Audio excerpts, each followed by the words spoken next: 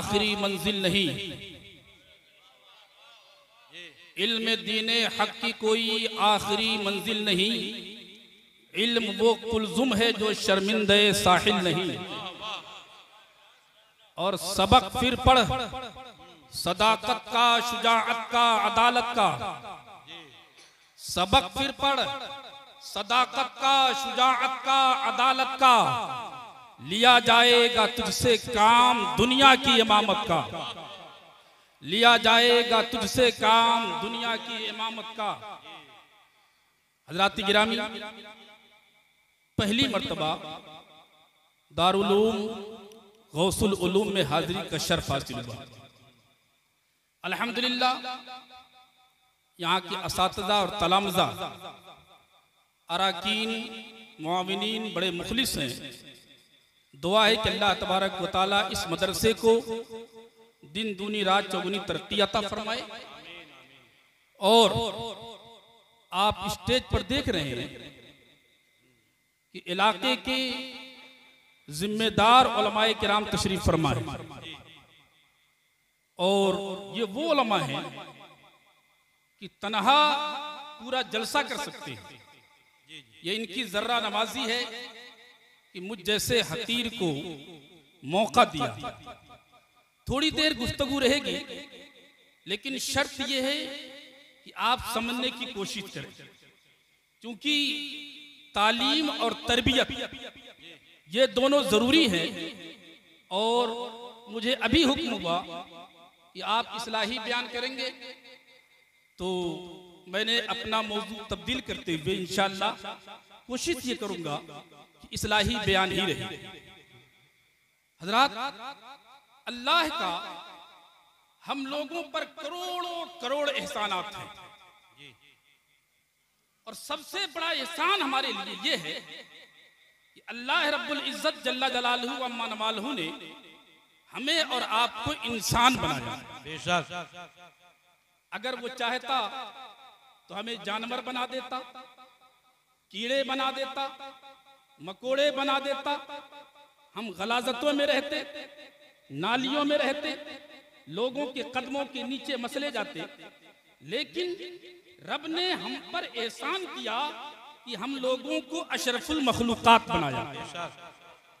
और फिर मजीद एहसान ये कि अल्लाह ने इंसान बना करके हम सबको मुसलमान बनाया। अगर वो चाहता तो हम कुफ्र की गलाजतों में होते, अगर वो चाहता तो हम कुफ्र के दलदल में फंसे होते। लेकिन करम है उस रब्बे लम यज़ल की कि जिसने हमें इंसान बनाया, फिर मुसलमान बनाया, और फिर मजीद एहसान ये किया कि अल्लाह ने हम सबको अपने महबूब की उम्मत में पैदा फरमाया।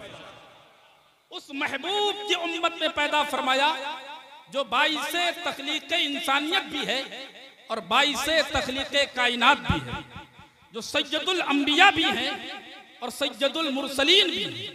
वो पैगंबर आज़म जिनके हुस्न का आलम ये कि हस्सान बिन साबित पुकार उठे, अहसनो मिन कलम तरक़त ऐनी व अकमलो मिन कलम तलती निसाउ, खुलिक़ता मुबर्रअन अन कुल्लि ऐबिन कअन्नका खुलिक़ता कमा तशाउ। इनके चेहरे का ये आलम तो उनके तलवे का आलम क्या होगा।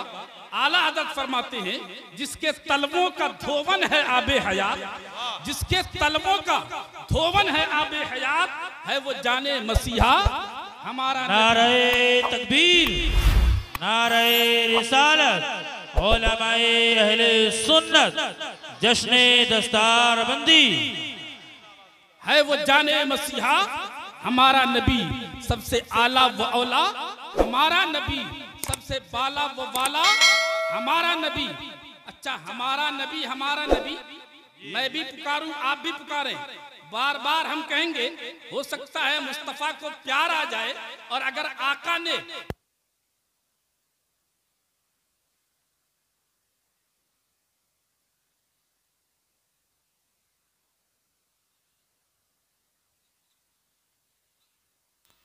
मौला का प्यारा, दोनों आलम का दूल्हा हमारा नबी, सारे ऊंचों में ऊंचा समझिए जिसे, सारे ऊंचों में ऊंचा समझिए जिसे, है उस ऊंचे से ऊंचा, है उस ऊंचे से ऊंचा।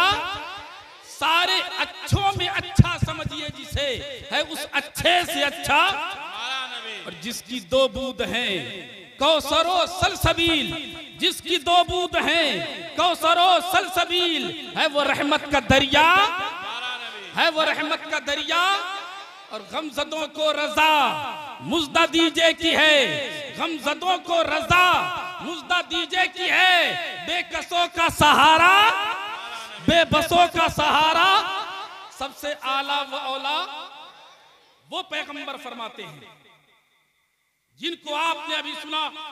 उनकी शान ये कि खुदा की कसम कोई भी कमा हक़हू उनकी शान बयान नहीं कर सकता।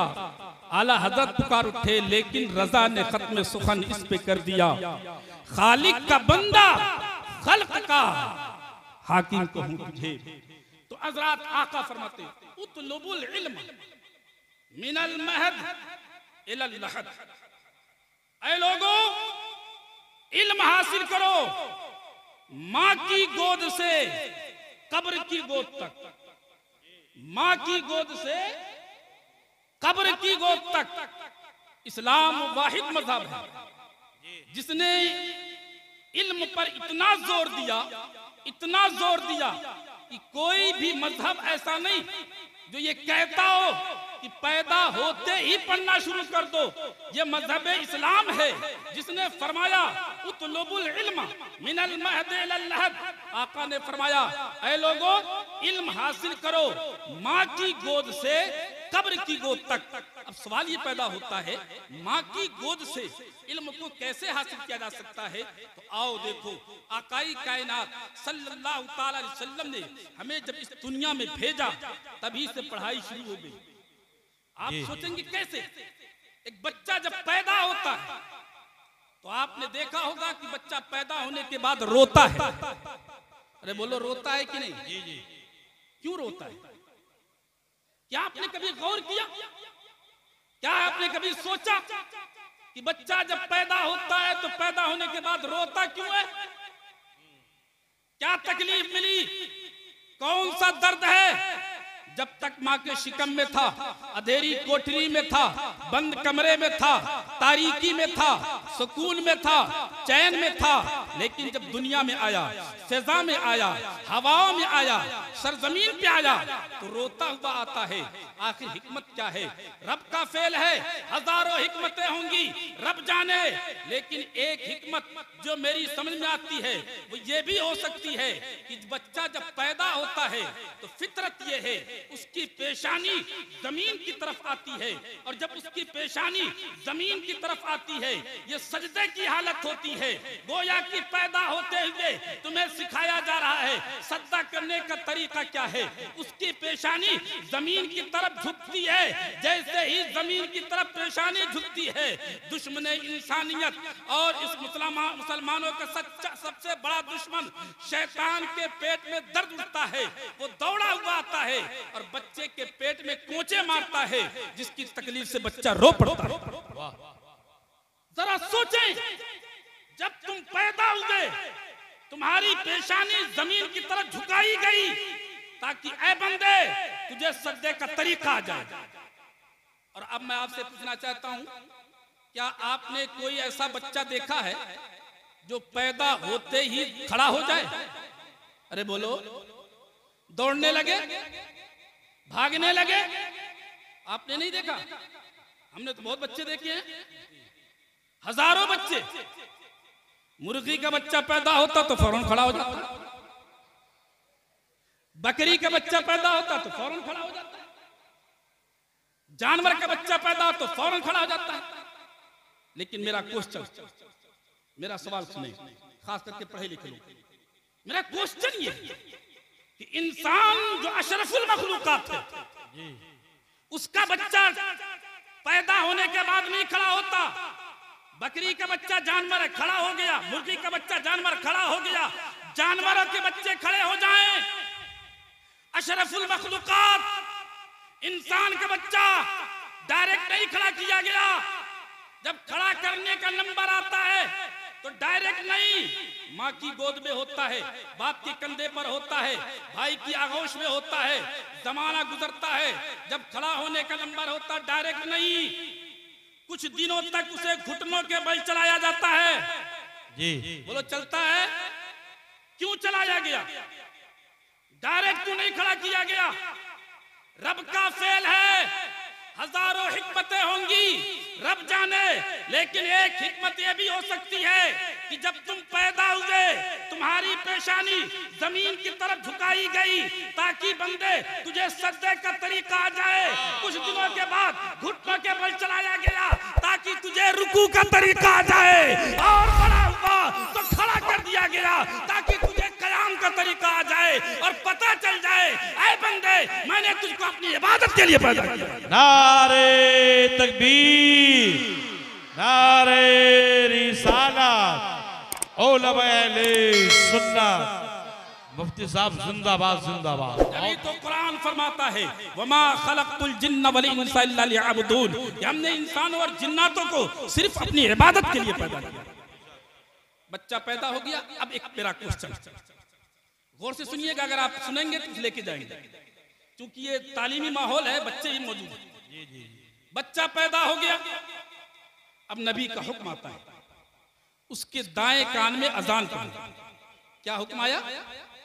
अरे सब बोलते रहे, दाएं कान में, क्योंकि ये मदरसा है, यहां तो पढ़ाया ही जाएगा। दाएं कान में अजान पढ़ो, बाएं कान में इकामत करो, ये हुक्म है। लेकिन इस पर मेरा क्वेश्चन, मेरा सवाल, फिर आप उसका जवाब दे। सुने, मेरा सवाल ये है कि बच्चा जो आज पैदा हुआ, अभी पैदा हुआ, अगर आप उसके कान में अजान पढ़ लें तो क्या वो आपकी अजान को याद कर लेगा? या तो होता नहीं, समझ जाएगा, नहीं समझ सकता, किसी को सुना पाएगा, नहीं सुना पाएगा, न याद कर सकता है, न समझ सकता है, न सुना सकता है, तो फिर फायदा क्या? क्या फायदा? ये तो फेले लग़्व है बज़ाहिर, और नबी कभी फेले लग़्व का हुक्म नहीं दे सकते। मिसाल के तौर पर जैसे अल्लामा याकूब रज़ा साहब है, अभी खड़े होकर अरबी में तकरीर करने लगे, तो उस तकरीर से आपको कोई फायदा होगा? तो फिर फायदा क्या? अब मैंने आलम तसव्वुर में पूछा, या रसूल अल्लाह, ये बच्चा तो आज पैदा हुआ है, अभी पैदा हुआ है, इसके दाएं कान में अजान पढ़ेंगे तो फायदा क्या होगा? वो याद नहीं कर सकता, वो किसी को सुना नहीं सकता, वो समझ नहीं सकता, तो आखिर में हिकमत क्या है? सुने, उसकी हिकमत क्या है? वजह ये है, उलमा फरमाते हैं कि बच्चा जब पैदा होता है, बच्चा जब पैदा होता है तो उसका जहन सादे कागज की तरह होता है, कोरे कागज की तरह, बिल्कुल साफ माइंड होता है, कुछ लिखा नहीं होता है, कुछ छपा नहीं होता है। सबसे पहले उसके कान से जो बात टकराती है उसके जहन पर लिख दी जाती है। जो सबसे पहली बात उसके कान से टकराएगी उसके जहन पर लिख दी जाएगी। अब नबी को हमसे कितनी मोहब्बत है, आका गोया की ज़बान हाल से फरमाते हैं, मेरा गुलाम पैदा हुआ है, मेरा उम्मती पैदा हुआ है, मेरा आशिक पैदा हुआ है। इसके कान में सबसे पहले अल्लाह की वहदानियत आनी चाहिए, रसूल की रसालत आनी चाहिए, ताकि इसके जहन पर सबसे पहले खुदा की वहदानियत लिखी जाए, रसूल की रसालत लिखी जाए। और सबसे पहली बात जो जहन पर लिखी जाती है वो नक्शे कल हजर होती है, वो कभी मिटती नहीं है, जब तक जिंदा रहता है उसी पे कायम रहता है। गोया कि नबी फरमाते हैं, अजान पढ़ दो ताकि मेरा गुलाम जब तक जिंदा रहे खुदा की वहदानियत पर कायम रहे, रसूल की रसालत पर कायम रहे। नारे तकबीर, नारे रिसालत, उलमाए सुन्नत। यहां से पता चला कि बच्चा समझे या ना समझे, उसके कान से जो बात टकराएगी उसके जहन पर, सब बोले, लिखी जाएगी। जो उसके कान से जो बात टकराएगी, अरे सब बोलो। अब अगर अजान पढ़ोगे तो अजान लिखी जाएगी, कुरान की तिलावत करोगे, नाते नबी पढ़ोगे, दरूद पढ़ोगे, अगर आप सलाम पढ़ोगे तो सलाम लिखा जाएगा, दरूद पढ़ोगे तो दरूद लिखा जाएगा, जिक्र खुदा सुनाओगे तो जिक्र खुदा लिखा जाएगा, जिक्र रसूल करोगे जिक्र रसूल लिखा जाएगा, जिक्र सहाबा करोगे जिक्र सहाबा की लिखा जाएगा।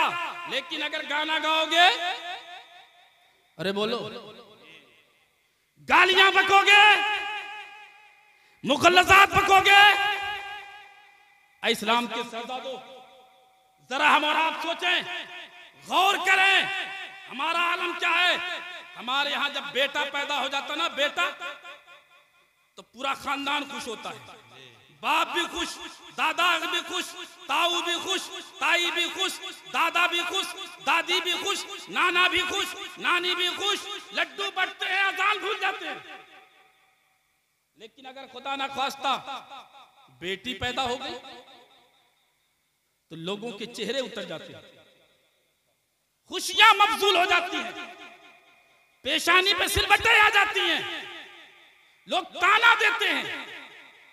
और इतना ही नहीं, औरतें ताना देती हैं, सास ताना देती है, नंदे ताना देती हैं। मैं आपसे पूछना चाहता हूं, इस्लाम के शहजादों, गौर से बताओ, बेटा देना या बेटी देना ये किसका काम है? अरे सब बोलो यार, किसका काम है? रब की मशीयत, जिसे चाहे बेटा दे, जिसे चाहे।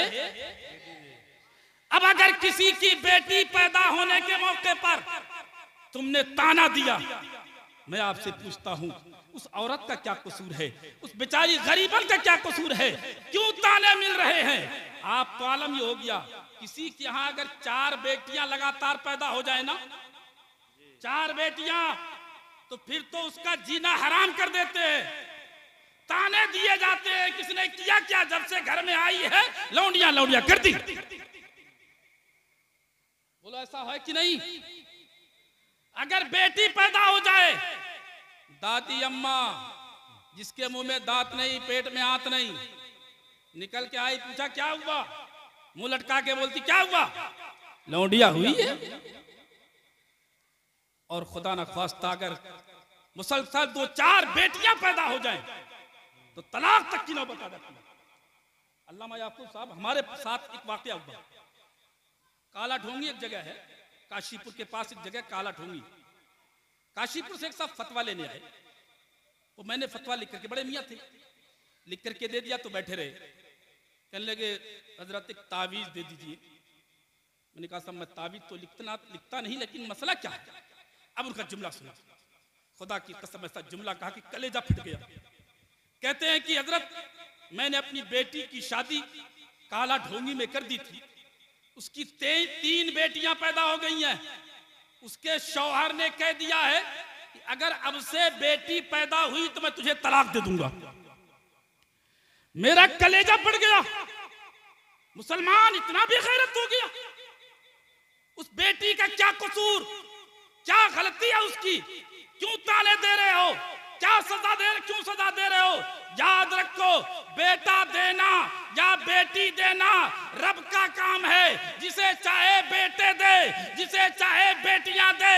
अब अगर किसी की बेटी की पैदाइश पर तुमने ताना दिया, उसको गालियां दी, उसको उसकी जिंदगी अजीरन कर दी, तो याद रखो उस औरत को ताना नहीं, रब के फैसले के खिलाफ आवाज उठा रहे हो, रब के फैसले के खिलाफ जुबान खोल रहे हो।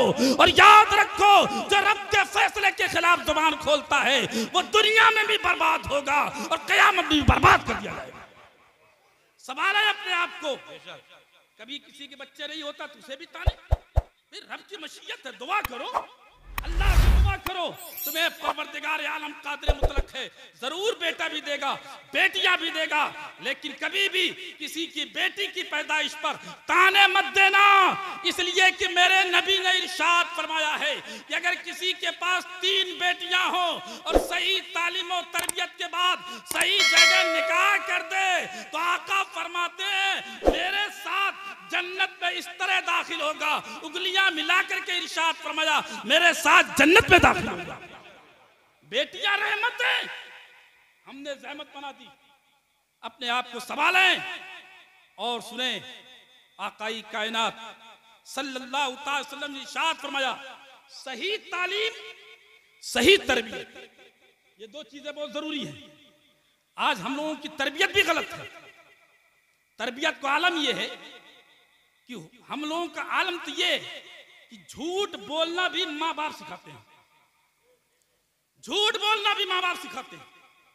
हालत हमारी तो ये, बाप घर में मौजूद है, दरवाजे पर दस्तक हुई, प्रधान है क्या, आवाज पहचान गया फला साहब है, बेटे से कहता, छोटे से बच्चे, बेटे जाके कह दे अब्बा घर पे नहीं है।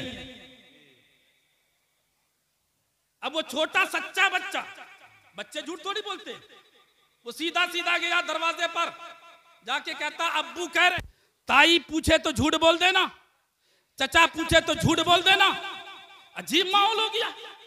माँ अपने बच्चे को सिखाती क्या है, और कभी कभी तो इतनी जुरात है, इतनी जुरात कि माँ अपने बेटे को कोई चीज देती है और फिर कहती बेटे तुझे तो दे रही हूं लेकिन अपने अब्बू से मत कह देना।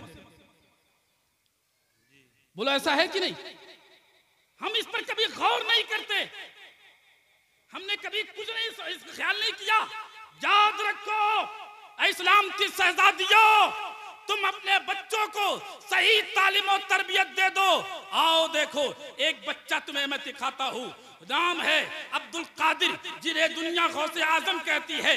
हुजूर गौसे आजम की वालिदा फरमाती है कि मैंने अपने बेटे अब्दुल कादिर जिलानी को कभी भी बगैर वजू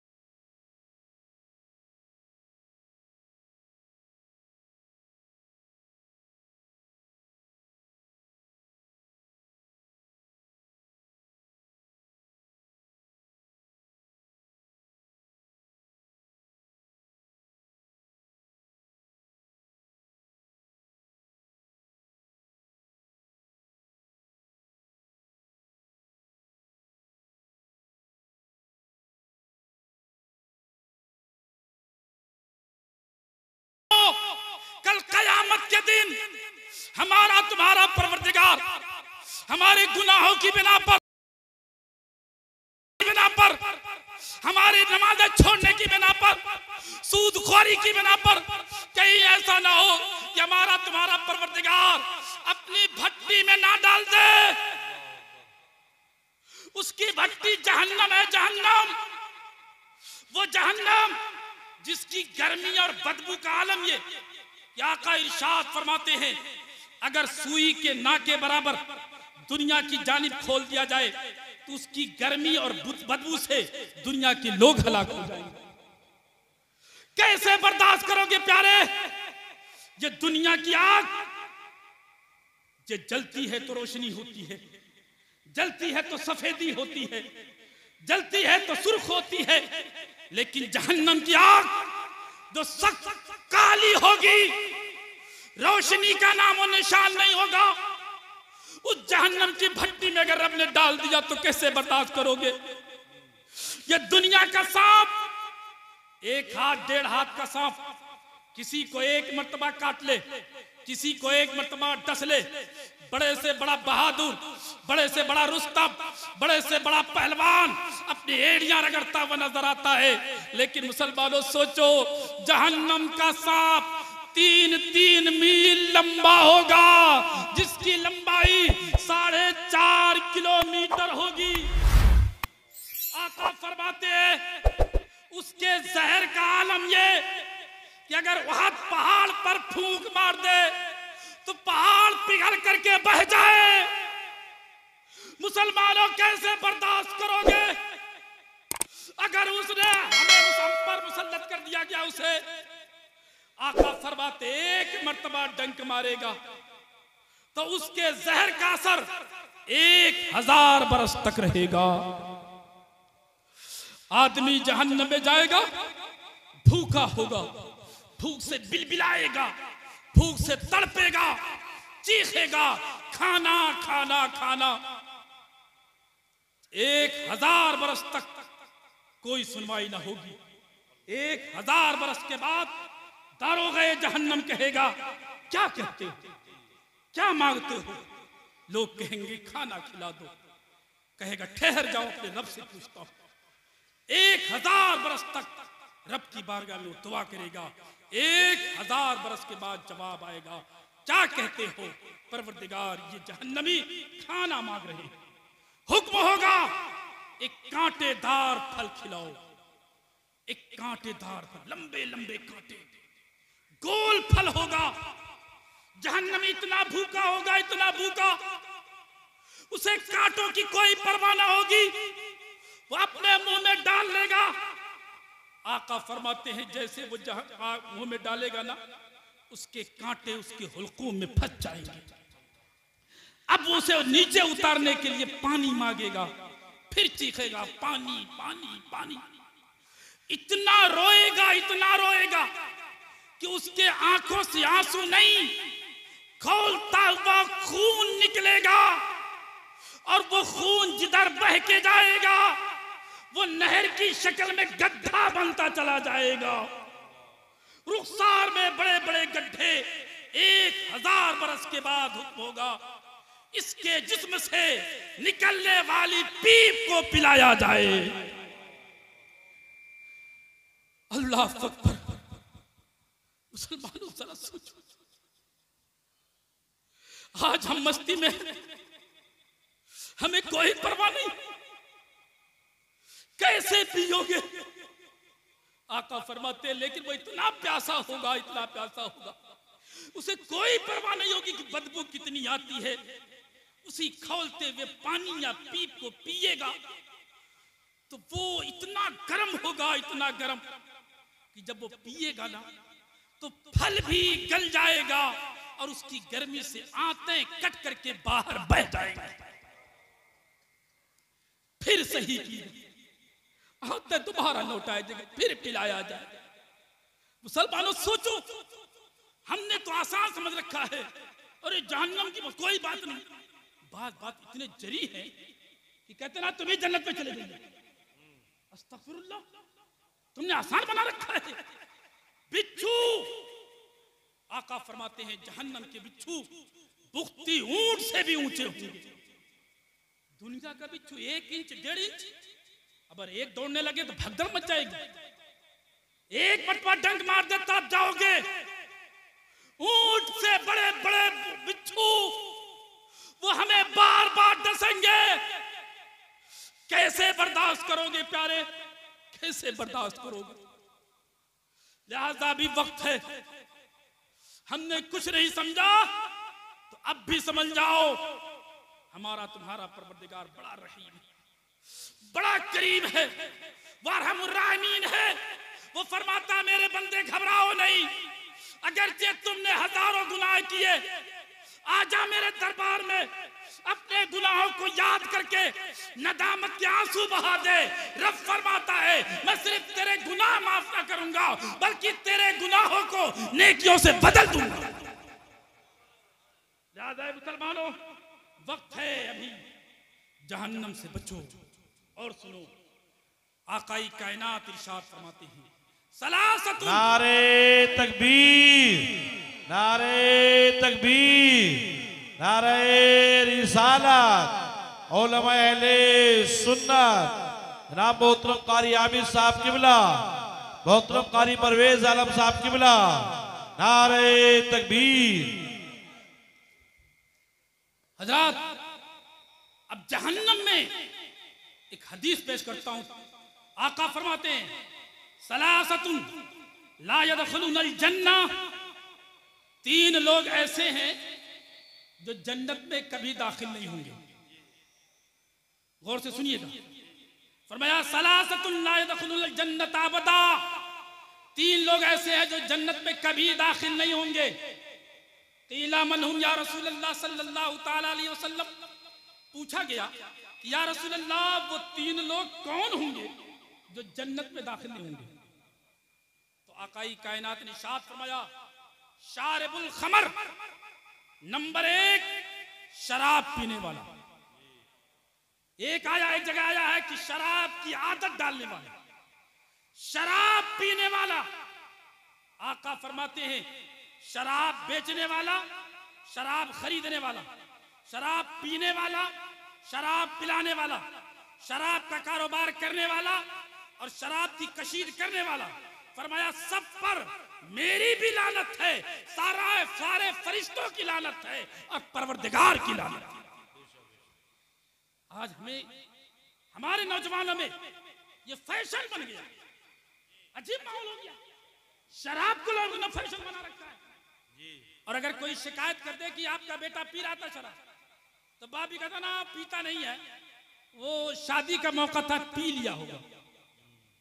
अरे शराब पीना हराम है और शराब का हर कतरा पेशाब की तरह नापाक है। क्या है? पेशाब की तरह। अच्छा आप बताएं सोच के, पेशाब का कोई कतरा लोटे में पड़ जाए तो वुजू करोगे? बाल्टी में पड़ जाए पूरी बाल्टी नापाक, टैंक में पड़ जाए टैंक का पानी नापाक, कुएं में पड़ जाए कुआं नापाक। ऐसे ही शराब का हर कतरा नापाक है। शराब का कोई कतरा बाल्टी में पड़ जाए बाल्टी नापाक, अगर टैंक में पड़ जाए टैंक नापाक।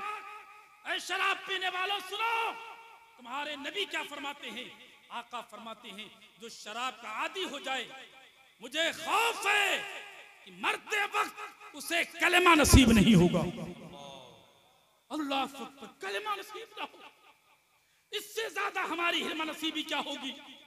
ऐ नौजवानों, अपने आप को संभालो और सुनो। अगर कोई एक मसला बता, एक आदमी शराब पीता है और एक आदमी पेशाब पीता है, उलमा से पूछो, ये जिम्मेदार उलमा बैठे हुए हैं, इनमें बदतर कौन है, शराब पीने वाला या पेशाब पीने वाला? तो उलमा फरमाते हैं शराब पीना भी हराम और पेशाब पीना भी हराम, लेकिन पेशाब पीने वाला कम गुनहगार होगा, शराब पीने वाला ज्यादा गुनहगार होगा। इसलिए कि पेशाब भी नापाक, शराब भी नापाक, लेकिन पेशाब में नशा नहीं है, शराब में नशा भी है। मैं आपसे पूछता हूं कि अगर आपकी बस्ती में, आपके मोहल्ले में कोई ऐसा शख्स पैदा हो जाए जो पेशाब पीने लगे, क्या पीने लगे? अरे सब बोलो, आपको पता चल जाए ये पेशाब पीता है, तो आप उसे अपने प्याले में चाय पिलाओगे, अपने बर्तन में खाना खिलाओगे, अपने प्याले में पानी पिलाओगे, अपनी शादी में बिठाओगे? अरे नहीं, पेशाब पीता है। सुनो, अगर कोई पेशाब पिए तो उतना बड़ा गुनाह नहीं, हराम तो है जितना शराब पीने वाला, इसलिए कि शराब नापाक भी है, हराम भी है। लिहाजा तुम्हारी जिम्मेदारी है, अगर पता चल जाए तुम्हारा पड़ोसी, तुम्हारा रिश्तेदार, तुम्हारा अजीज, तुम्हारा क़रीब कोई शराब पीने लगा, तो तुम उसका सोशल बाइकाट करो, उसके साथ खाना मत खाओ, उसके साथ पानी मत पियो, उसे शादी ना बुलाओ, उसे अपनी महफिल में ना बुलाओ, उसको अपने प्याले में चाय ना पिलाओ। इतना बाइकाट करो कि वो तौबा करने पर मजबूर हो जाए। जब तक तौबा ना कर ले, उसको अपने समाज में शामिल मत करो। खुदा की कसम, एक दिन आएगा, हाथ जोड़ करके आपकी महफिल में आएगा कि भाई मुझे माफ करो, अगर तुम्हारे बाइकाट की बिना पर उसने तौबा कर ली, उसे भी सवाब मिलेगा, तुम्हें भी सवाब मिलेगा। फरमाया शारिबुल खमर। दूसरा फरमाया वल आक़िल या वालिदैहि, दूसरा शख्स जिसे जन्नत की खुशबू नसीब नहीं होगी, फरमाया वालिदैन का नाफरमान, माँ बाप को सताने वाला, माँ बाप को ठोकरे मारने वाला, माँ बाप का दिल दुखाने वाला। आज तो हमारा अजीब मामला हो गया। हमारा तो आलम यह है कि जब माँ बाप बूढ़े हो जाते हैं ना, उनकी चारपाई बाहर हो जाती है, और आलम यह है कि अगर हम जवान हो गए, ताकतवर हो गए, किसी मनसब पर आ गए, अल्लामा फहामा बन गए, डॉक्टर इंजीनियर बन गए, अगर माँ ने कोई बात कही, बेटे ऐसे कर ले, तो बेटा डांट देता है, बुढ़िया चुप जा, ये बात तेरी समझ में नहीं आएगी। अच्छा, तू माँ को कह रहा है? भूल गया नादान, जब तू पैदा हुआ था तो तेरी पोजीशन क्या थी? जब तू पैदा हुआ था तेरे पास जुबान तो थी, लेकिन बोल नहीं सकता था, हाथ तो थे, पकड़ नहीं सकता था, पांव तो थे, चल नहीं सकता था। जब तू बोल नहीं सकता था तब तेरी माँ तेरी जुबान समझती थी, जब तू बोलता नहीं था तब तेरी माँ तेरी बोली समझती थी कि मेरा बेटा भूखा हो गया है, मेरे बेटे को दवा की जरूरत है, मेरे बेटे को इलाज की जरूरत है, मेरे बेटे को दवाई की जरूरत है, मेरा बेटा प्यासा हो गया। आज तू बोलने लगा, माँ से कहता है माँ तू नहीं समझेगी, भूल गया। इस्लाम के शहजादों, माँ होती है खुदा की कसम, माँ की ममता, माँ का दिल, माँ का कलेजा वह अजीम दौलत है। नारे तकबीर, नारे तकबीर, नारे रिसालत। उलमा अहले सुन्नत हज़रत अल्लामा मौलाना मुफ्ती इसहाक़ अहमद साहब किबला, हज़रत अल्लामा मौलाना मुफ्ती इसहाक़ अहमद साहब किबला, तकबीर।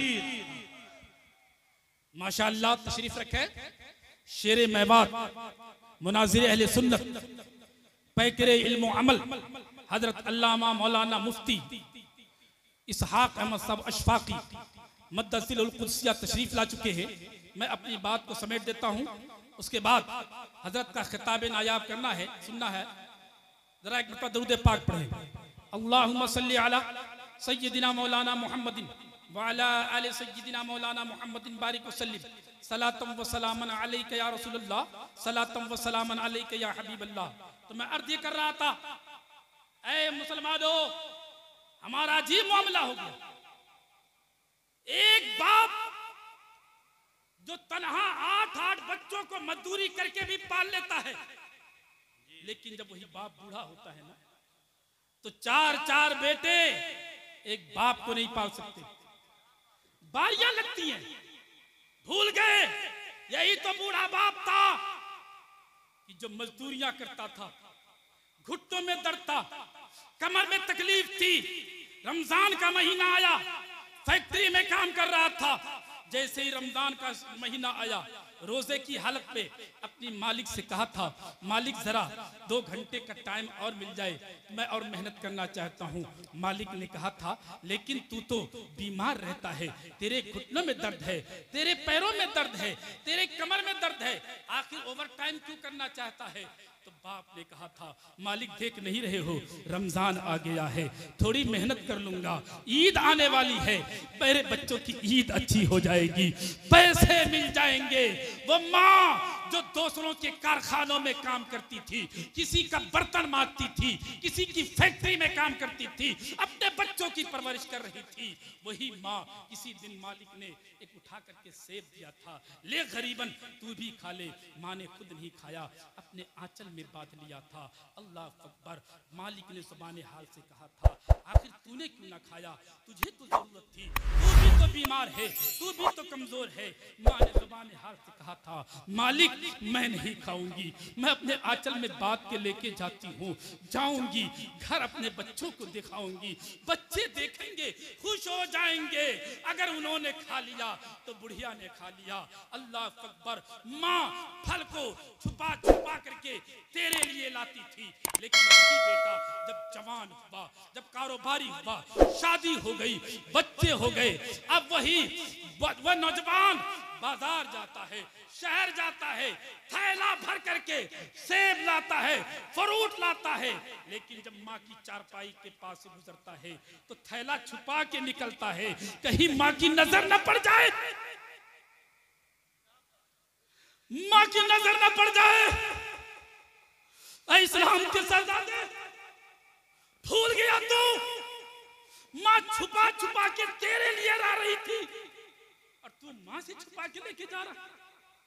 और बात घरों में तो माँ बाप इतने मजबूर है ना, नजर भी पड़ जाती है कि सेब जा रहा है, फल जा रहा है, फ्रूट जा रहा है, लेकिन माँ बाप की हिम्मत नहीं पूछ सके बेटे क्या लेके जा रहा है।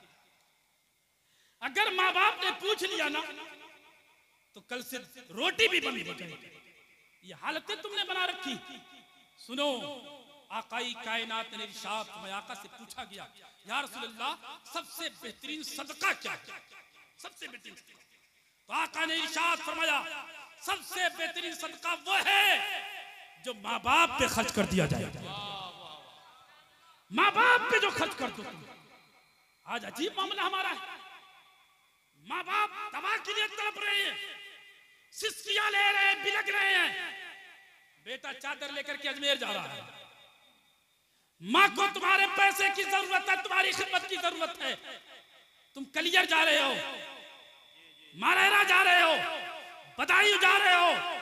याद रखो, अगर माँ बाप को तुम्हारे पैसों की जरूरत है, तुमने उन पे पैसे ना खर्च किए, चादरें चढ़ाई, लंगर लुटाए, देग चढ़ाए, पतीले खिलाए, शरबत पिलाए, सबील पिलाया, कोई कबूल होने वाला नहीं। सबसे बड़ी सबील तेरी माँ की खिदमत है, सबसे बड़ी चादर तेरी माँ की चादर है, सबसे बड़ी इज्जत तेरी माँ की इज्जत है। नारे तकबीर, नारे रिसालत, उलमाए अहले सुन्नत, अज़मते वालिदैन, जश्ने दस्तार बंदी।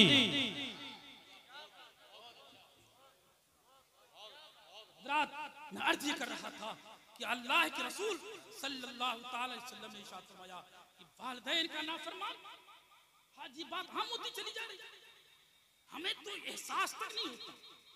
एक बेटा जवान है, कारोबारी है, घर में दाखिल होता ना, जब तक बेटा घर में नहीं आता माँ को नींद नहीं आती, माँ बेचैन होती है, पूछती है बेटा आ गया?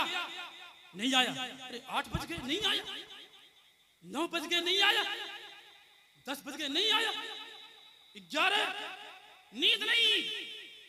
बेटा आता 12 बजे, देखा बुढ़िया भी चीख रही है, डांट के कहता है बुढ़िया तुझे नींद नहीं आती, सो न गई, किसी को सोने नहीं देती। इस्लाम के शहजादे, तू भूल गया किससे कह रहा? माँ की ममता अलग चीज होती है, माँ का कलेजा अलग होता है, माँ की मोहब्बत अलग होती है, माँ का दिल अलग होता है। जिसका बेटा बाहर हो, उस माँ को नींद कहाँ आएगी? उसे चैन कहां, उसे करार कहां? और उस बेचैनी को तुमने डांट के हटा दिया। तुम्हें कोई परवाह ही नहीं है। और आया तो माँ बाप से पूछा तक नहीं कि रोटी मिली कि नहीं मिली, खाना मिला कि नहीं, माँ को नींद नहीं आती, तुझे कोई फिक्र नहीं, फिर दावा करता है कि जन्नत हमारे बाप की है। याद रखो, गौर करो, माँ बाप की खिदमत अजीम इबादत है। एक हदीस, आखिरी बात, एक हदीस का मफहूम रखता हूं। हम लोग सोचते हैं कि यार माँ बाप के पास क्या बातें करें, हम तो हाफिज साहब हो गए, हम तो मौलाना साहब हो गए, हम तो मुफ्ती साहब हो गए, हम तो अल्लामा साहब हो गए, हमारे पीछे तो दुनिया दौड़ रही है, हम तो डॉक्टर हैं, हम तो इंजीनियर हैं, हम तो प्रोफेसर हैं, हम तो आईएएस हैं, हम पीसीएस हैं, माँ से क्या बात करें, वो तो जाहिल है। याद रखो, आका का जुमला सुनो, आका इरशाद फरमाते हैं कि अगर कोई शख्स अपने माँ बाप से, बूढ़े माँ बाप से दुनियावी मुबाह बातें करे ताकि उसे हंसाया जा सके, ताकि उसे खुश किया जा सके, तो आका इरशाद फरमाते हैं थोड़ी देर उसका बातें करना तलवार लेकर के जिहाद से ज्यादा सवाब मिलेगा।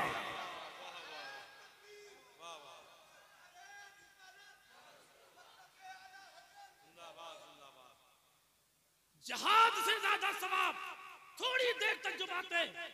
ऐ मुसलमानों, जब तुम घर में दाखिल हो, माँ बाप इंतजार में हो, 10 बजे 11 बजे आए, थोड़ी देर आप बैठ जाओ, माँ की चारपाई पे बैठ जाओ, बाप की चारपाई पे बैठ जाओ, टांगे पकड़ लो, सर पे हाथ रख दो, थोड़ी देर सहला दो, पूछ लो, आपको पता हो कि अब्बा ने खाना खा लिया, अम्मा ने खाना खा लिया, फिर भी पूछो अब्बू खाना खाया कि नहीं खाया, अम्मी खाना खाया नहीं खाया। खुदा की कसम, तुम थोड़ी देर 1-2 जुमले बोल दोगे, माँ बाप तुम तो सोगे, माँ बाप रात भर तेरे हक में दुआएं करेंगे, तेरे हक में हमेशा दुआएं करेंगे, मेरे बेटों को मेरी कितनी फिक्र। आज ये हमारी घरों की आदतें बिगड़ती चली जा रही है। हजरात, क्योंकि वक्त हो गया, दुआ है कि अल्लाह तबारक व तआला अपने हबीब सल्लल्लाहु, अच्छा हाँ, फिर मौका दिया जाएगा। अच्छा, फिर किसी इंशाल्लाह। हाँ, अच्छा, ठीक है। हुजूर सवारी आलम सल्लल्लाहु अलैहि वसल्लम फरमाया 3 लोग जिन्हें कब्र जन्नत की खुशबू नहीं मिलेगी या जन्नत में दाखिल नहीं मिलेगी। लेकिन एक बात और बातें रहे, ये उसी सूरत में है जबकि कुफ्र की हालत में मौत हो, ईमान की हालत में सजा पा करके साहिब ईमान जन्नत में जाएगा।